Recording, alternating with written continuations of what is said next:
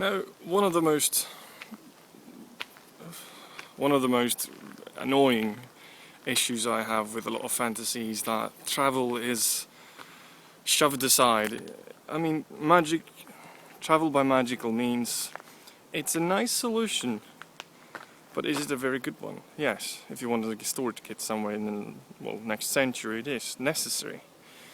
But it takes a while before the character builds up the means to actually do that.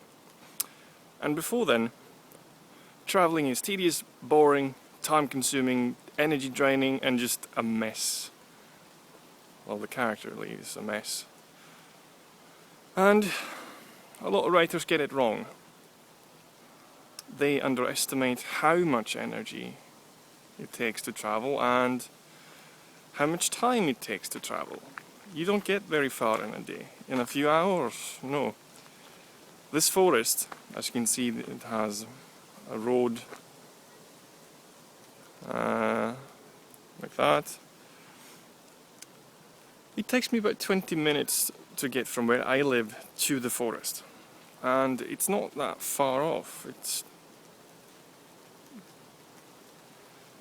If you put that in correlation to the distance a lot of fantasy characters travel in a day, yeah, you quickly realize that something's not entirely right here.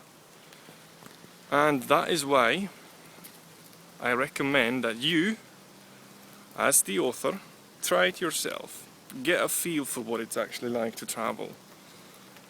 Even if it's raining a little bit, and even if there are mosquitoes everywhere,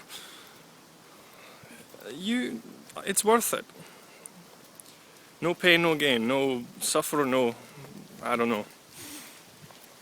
It's not all bad, but try it. Personally, I actually enjoy walking in the forest, especially in the thick of it down there. Because writing a novel is in many ways like walking through a forest. And if you study it for a while and if you think about it, you will come to realize a number of things. The reason a lot of writers get stuck in terms of describing the environment is because they haven't seen it yet. Have you ever been in a forest up close? You know how it sounds, what it smells like, and you know that there are pathways that you can take and that they might lead you through the forest and they might lead you in circles. Writing a novel is a lot like going through a forest. Sometimes you have to gamble and choose a path that you're not entirely sure where it leads and get lost, like I never do.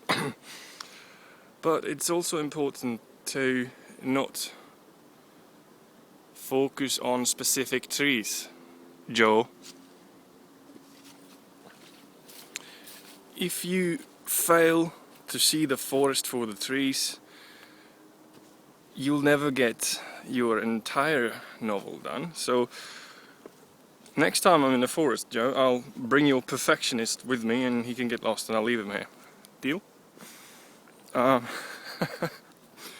Yeah. It is true, details are important. I have to give Joe some credit. The man is... let's just say that his perfectionist gets the better of him. But here's an interesting thought. A novel is like trees. Many, many trees. Each tree represents a certain thing. That tree over there could be the main character, because you see it like it's the main tree you see in this picture. So you focus on the main character, you focus on your particular tree, and you describe the bark and the moss and the branches at the top and even the roots. But what about the rest of the forest? As you can see, it gets sort of blurred in the background and you sort of lose track of it. If you can't see the forest for the trees, it means you're paying too much attention to detail. mosquito. Yeah, and don't pay attention to mosquitoes, that will get you nowhere except a lot of slaps.